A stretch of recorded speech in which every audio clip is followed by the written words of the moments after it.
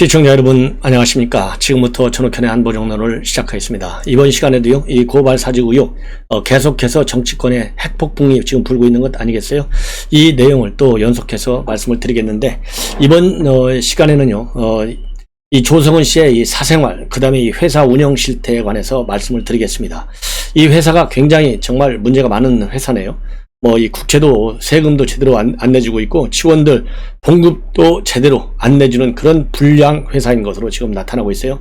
이렇게 불량 회사를 운영했는데, 어떻게 이 마세라티 1억 5천원, 5천만 원 정도나 하는 그런 고급 외제차를 타고 다녔는지, 또 이 아파트, 비싼 아파트에서 살고 있는지, 이런 것들이 문제점으로 제기되고 있고요. 이미 언론에서 보도가 됐는데, 김재원 의원이 이거를 다시 또 치고 나섰습니다. 그리고 이준석 대표가 이 공수처에서 윤석열 총장과 관련된 사건 수사하는 거 문제가 많다 지적했는데요. 기다렸다는 듯이 추미애가 이준석이 틀렸다, 똑바로 해라, 이런 또 입장문을 내놓고 있고요. 그 다음에 추미애가 지금 이제 고발 사주 의혹을 말하자면 잘 순풍을 참 타고 있어서 이번에 3.15까지 뛰어오른 것이 아니냐, 그래서 추미애가 일종의 횡재를 하는 것이 아니냐라는 보도까지 나오고 있습니다. 그리고 이 공수처 수사 이번에 전광석화 쪽으로 이루어졌지 않습니까? 지금 김웅 사무실 다시 압수수색에 공식적으로 착수를 또 했습니다.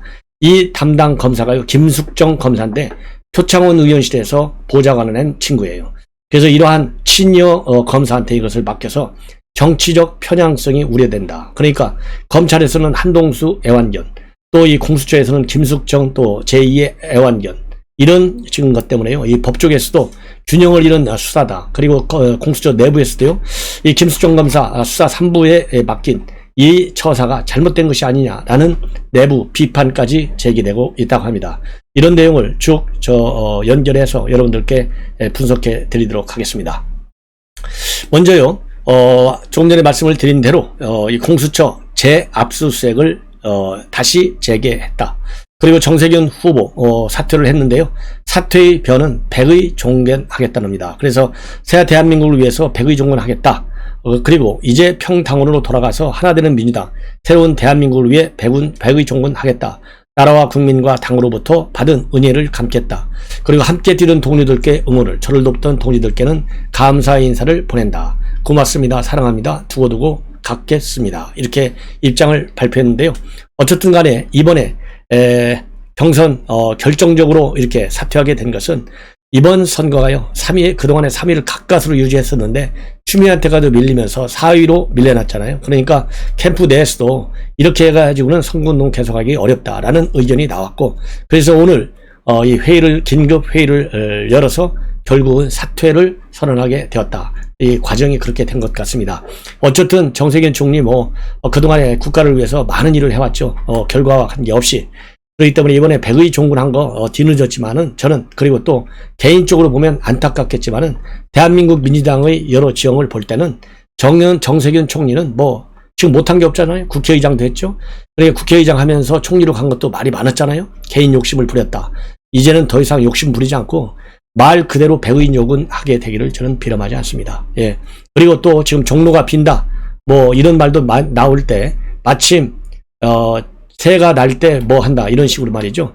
이럴 때 또 사퇴를 했어요. 이것이 경선하고 맞물려 있는데, 혹시라도 말이죠, 언론 보도를 보면 지금 이낙연 총리 사퇴안이 만약에 가결이 되면 정세균 총리도 후보 중에 한 사람으로 지금 거론되고 있어요. 그리고 그런 데는 아예 기웃거리지 말아라, 저는 그런 말씀을 좀 드리고 싶습니다. 자, 명예가 가장 중요한 거 아니겠어요? 명예? 그만큼 할 것 다 했으면은 대통령 빼고 다 한 건데, 정말 보이게 안 보이게 국가를 위해서 충성하는 그런 이 100의 종군 자세가 더 바람직하고, 지금까지 가지고 있는 젠틀맨 정세균 플러스 알파의 그런 명예를 얻는데 좋을 것이다, 이런 취지에서 제가 말씀드리는 거예요. 그리고 조성은이가 말이죠, 결국은 사람 좋아하고 정 많은 박지원에게 송구하다, 광풍은 작힌다, 이런 입장문을 내놨습니다. 바로 오늘 오후에 냈는데요.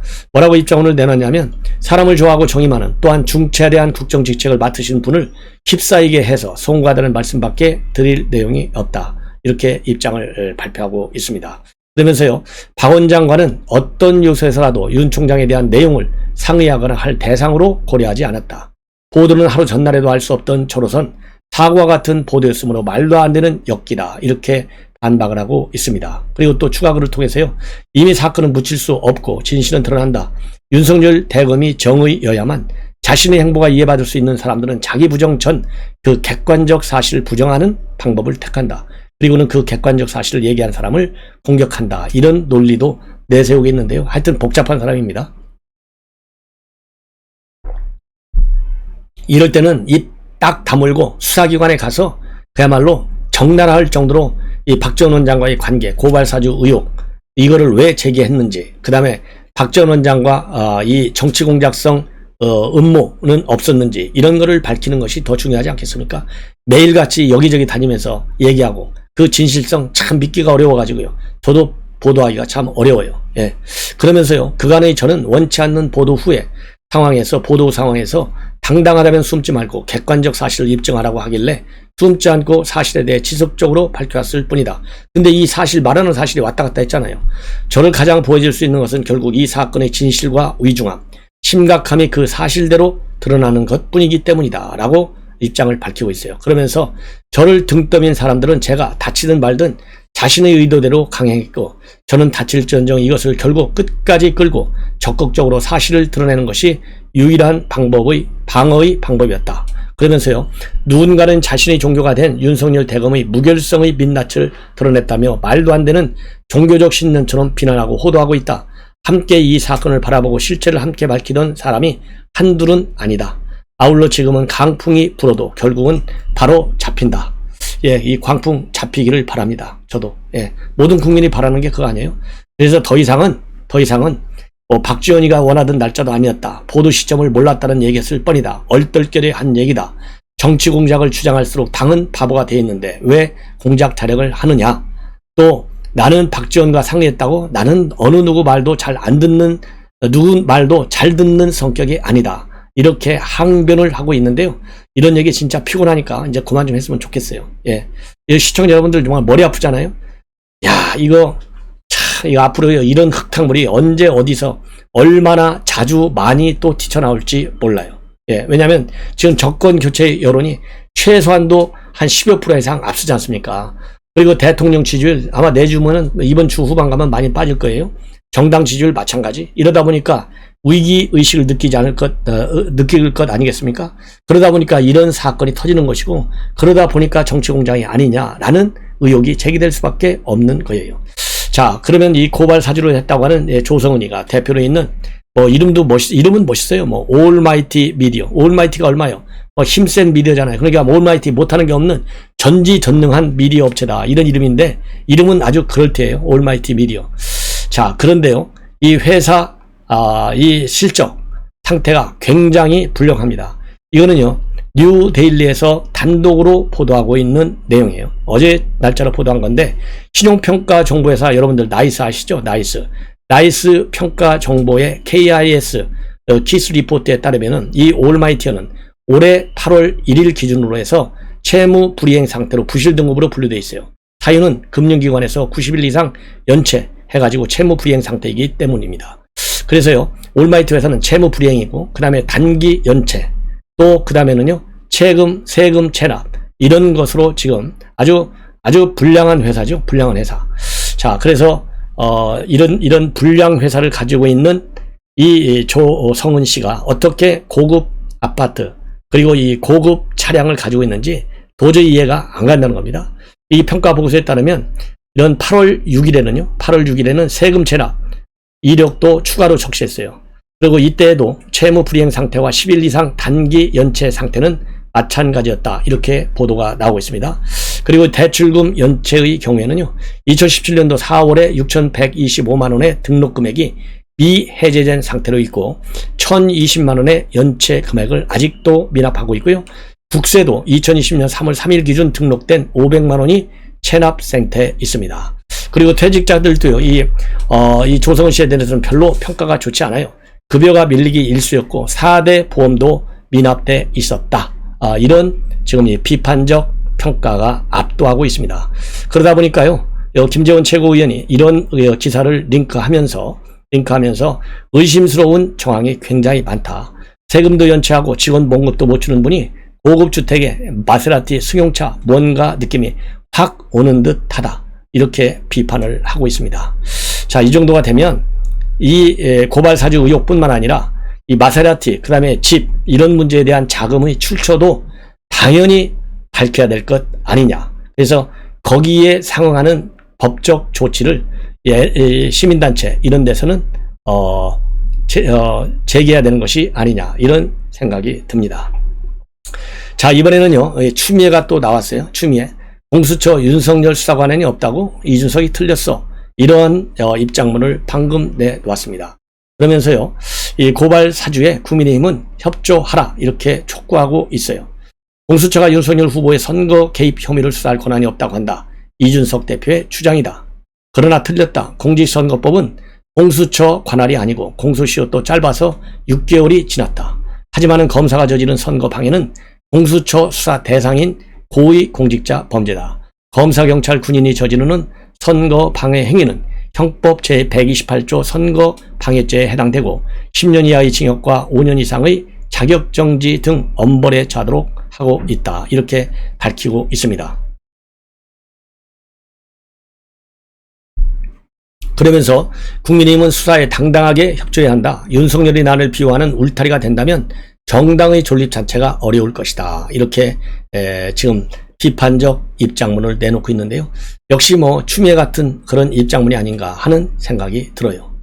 자, 그러다 보니까 이 추미애와 관련해 가지고요, 참 뭐 지금 많은 또 이 보도들이 앞으로 쏟아질 것 같습니다. 그래서 이 지금 여권에서는요, 전반적으로 송영길 대표도 이 국정원이 개입했다고 하는 것은 삼류 정치 소설에 불과하다, 이런 입장문을 내놓고 있지만은 내부적으로는 상당히 역풍에 우려하고 있다. 이런 분위기가 지금 이 민주당 내에 상존하고 있다. 이렇게 얘기를 하고 있는데요. 왜냐하면 지금 이것은 박지원이가 지금 거론되고 있고, 그 다음에 또 이 조성은이의 이 발표를 하는 내용들이 횡설수설 하잖아요. 이 횡설수설 하다 보니까 결국은 이것이 어디로 말하자면 폭풍이 떨어질지 모르지 않습니까? 그렇기 때문에 매우 우려스러운 입장들이 나오는 거예요. 그리고 이 추미애 수도권에서 실버 크로스까지 지금 나왔다라는 보도가 나오고 있어요. 자, 이렇게 득표율이 추미애가 지금 계속해서 올라오고 있는데요. 이 올라오는 이유와 관련해서 윤석열 고발 사주 의혹으로 인한 반사 이익이라는 해석이 많다고 합니다. 그래서 이 박성민 정치 컨설턴트는 고발 사주 의혹이 터지면서 과거 추윤 갈등을 재평가한 지지자들이 1차 선거인단에서 추미애 후보를 많이 뽑은 것 같다. 예. 그리고요, 이재명 캠프에서도요, 고발 사주 의혹 국면이 커지면서 이재명 지사에게 몰렸던 표가 추 장관에게 일부 넘어간 것으로 보인다. 이렇게 평가를 하고 있어요. 하지만 전문가들은 안티 윤석열 말에는 한계가 분명하다. 그래서 추 장관을 취재하는 표의 총량은 정해져 있고, 이들이 처음에는 이재명 지사의 확실한 승리를 위해서 이 지사를 뽑다가 과반이 여유롭게 확보되니까 이번에는 추 장관을 선택했을 것이다. 이런 평가를 내놓고 있습니다. 다만 결선 투표가 열렸을 때 추 장관의 지지가 어느 후보에게 갈지는 미지수다. 이런 평가가 나오고 있습니다. 추미애 캠프에서는요, 뭐라고 얘기를 하고 있냐면, 추미애 전 장관이 경선 과정에서 검찰 개혁을 저지한 당 대표로 이 전 대표를 여러 차례 비판했기 때문에 추 장관의 지지자는 이낙연 후보는 찍지 않을 것이다. 이런 입장을 내놓고 있어요. 하지만 이낙연 캠프에서는요, 추 장관의 지지자는 친문 강성파이기 때문에 반 이재명 정서가 남아있어서 이낙연 후보 쪽으로 올 것이다. 이렇게 전망을 하고 있어요. 그러나 저는 추 장관 지지표 중에 이게 나중에 몰려간 표, 이재명과 이낙연이가 붙을 때는 결국 다시 이재명한테 간다. 저는 그렇게 봅니다. 자, 이번에는요, 이 석동현 변호사, 윤석열 총장과 대학 동기동창이고 굉장히 가까운 사이로 알려져 있는데요. 이번에 조성은 관련해서요, 이 민주당 의원들이 설치고 나서면서 조성은이 옹호하는 거, 이거 보면 윤지호 때와 비슷하다. 내용은 뭐 물론 다르지만 나이도 비슷하고요. 속된 말로 헛소리 하는 것도 비슷하고, 이런 헛소리 하는 장자연을 드립대 옹호하다가, 특히 그 당시에 이 안민석 의원이 많이 옹호했다고 그러죠. 옹호하다가 결국은 이 장자연이가 사고를 일으키는 바람에 결국은 캐나다로까지 도망갔잖아요. 도망가서 현재까지 돌아오지 않고 있는데, 이거하고 비슷한 상황이 될 것이다 라고 예측을 하고 있어요. 자, 그래서 이 석동현 변호사가 비판하고 있는 거 얘기를 들어보면, 젊은 나이에 세상을 흔드는 대단한 조성은 이런 제목으로 글을 올리고 있어요. 그러면서 세상 일을 웬만큼 안다 하기에는 나이로나 경력으로나 아직은 한참 젊은 30대 초반의 여성이 상식적으로는 정말 이해하기 힘든 언행으로 세상을 흔들고 있다. 그 여성이 세상을 흔드는 것인지 어이없게도 세상이 그 사람에게 노라는 건지는 잠시 덮어주자. 하여간 참 대단하다. 이렇게 얘기를 하고 있습니다. 그러면서요. 대검도 대검 민원부서가 아니고 감찰부장에게 직접 전화를 걸어서 당차게 딜을 해놓고는 쟤보다도 공익신고자도 아니라고 하고 또 바로 거짓말을 태연하게 하고 이런 걸 보면은 말이죠. 참 대단하다는 생각이 든다는 것이죠. 그러면서 바로 윤지호 씨를 예를 들고 있어요. 이 대통령 특별 제시로 10년 전 장자연 사건의 재수사가 거론될 때 윤지호 씨를 갑자기 윤지호 씨가 증인으로 나타나니까 민주당 중진의원이 의인으로 띄워주고 많은 언론이 그 여성의 혀에 놀아났었다는 거죠. 그러다가 한순간 거품이 빠지고 사기극으로 결말이 났던 건 아직도 생생하다. 이렇게 얘기하고 있습니다. 그 당시 아까 말씀드린 대로 안민서이가 이렇게 끼고 돌았어요. 그래서 이 석동현 변호사는 사건 내용은 다르지만 두 사람이 나이도 비슷하고 황당한 언행에도 민주당 의원들이 정치적 가치 때문인지 앞다투어 띄워주는 것도 비슷하다면서 결말도 그럴지는 두고 볼 일이다. 그리고요. 지금 이 조성은 씨 하는 걸 보면 여기 어디에 상식에 맞고 정상적인 구석이 있느냐.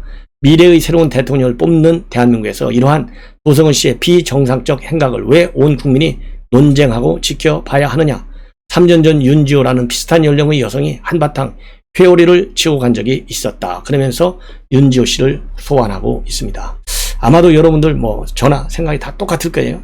석동현 이 변호사의 얘기에 이의를 달 사람이 없을 거다. 이렇게 보입니다. 자, 김숙정 공수처 검사인데요. 이 수사 3부 검사예요.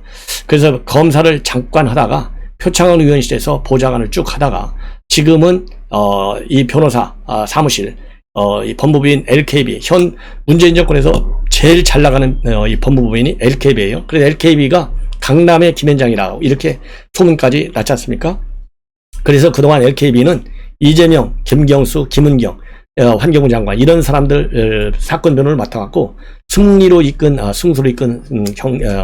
그런 대표적인 법무법인 중에 한 사람입니다. 자, 그런데 이 사람이요 공수처로 갔어요. 공수처로 갈 적에도 좀 말이 좀 많았다고 그래요. 그런데 가가지고 이번에 바로 공수처 이 고발 사주 의혹을 맡았습니다. 근데 문제는 바로 뭐냐? 첫째는 이 경험도 별로 없는 이러한 이 김숙정 검사가 과연 이 일을 할 만큼 능력이 있느냐?